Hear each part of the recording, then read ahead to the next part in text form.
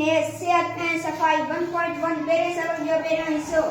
Oral communication ज़बानी ॻाल्हि ॿोल डायलॉग गुफ़्तगू बॉइलिंग एन एग हिकु अंडो उॿारींदे Zahid I want to boil an egg मां हिकु अंडो उॿारणु चाहियां थो विल यू हेल्प मी रज़ा छा तूं मुंहिंजी मदद कंदे रज़ा यस आई विल हा मां कंदुसि take a small pot from the cupboard मां हिकु नंढो थांव खणी आ Zahid here is the pot ही वठो थांव ज़ाहिद रज़ा fill it with water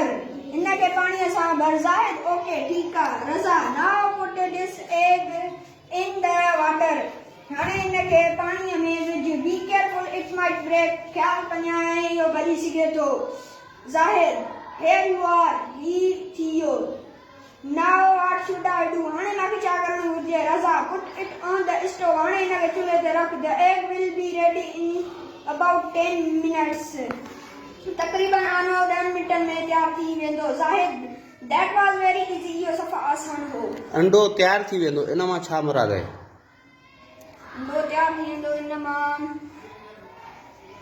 कीअं तयारु थींदो मक़सदु सर उॿारण सां पाणी में छा थी वेंदो उॿारजी वेंदो सर उॿारजी वेंदो बॉइल थी वेंदो यस सर इन जो मक़सदु आहे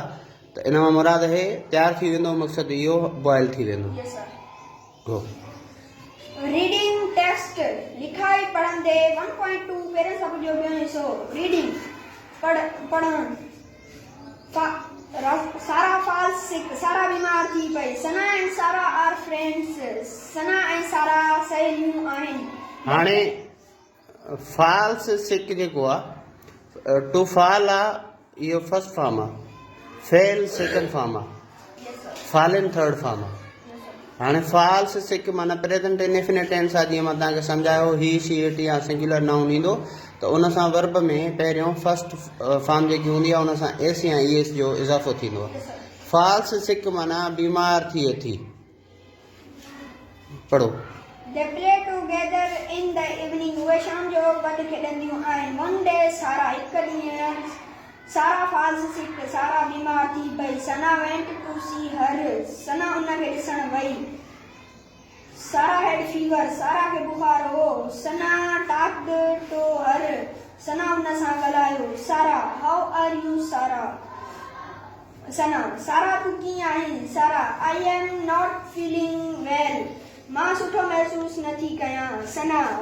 what happened छा थियो सारा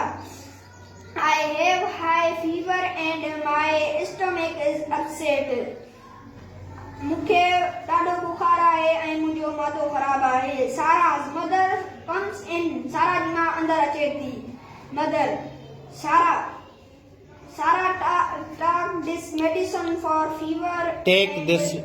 this medicine Take this medicine for fever and stomach ache. सारा ही दवा बुखार ऐं मादे जे सूर जे लाइ खाओ. The doctor said that you must wash your hands before eating food and before eating food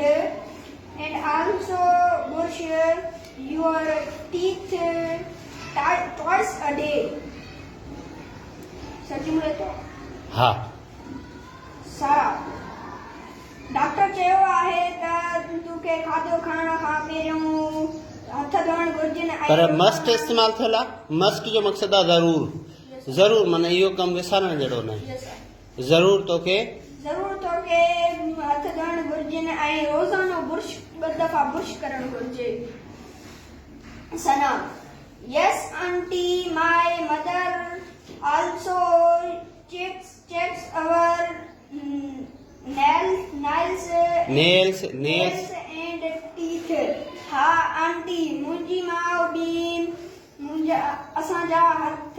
नाह ऐं ॾंद चेक कंदी आहे ठीकु आहे नाह ऐं ॾंदनि जी चकास कंदी आहे जेकॾहिं उनजी सिंधी में माना कढो हिकु कोशिशि कंदा कयो कि जीअं तव्हां कोई लफ़्ज़ चओ था करियां थी सिंधी में बि कोशिशि कंदा कयो त जेकी सुठी सिंधी ॻाल्हायो सुठा लफ़्ज़ जेके आहिनि उहे सिलेक्ट कयो ॿियो जीअं फाल फैल फालन जीअं तव्हांखे मां first form second form third form पढ़ाई आहे इन्हनि सां कहिड़ा फ़र्क़ु पवंदा आहिनि ॻाल्हाइण में तो जीअं असां प्रेज़ेंट में जेको ॻाल्हाईंदा आहियूं उन में फर्स्ट फॉर्म हूंदी आहे, जेको सेकंड फॉर्म अची वई वर्ब जी, सम्झो त इहो माज़ी जी का ॻाल्हि कई वञे थी। ठीकु आहे, वरी बि तव्हांखे एप्रिशिएट कयूं था, सुठो पढ़ियो, क्लैपिंग, वेरी गुड।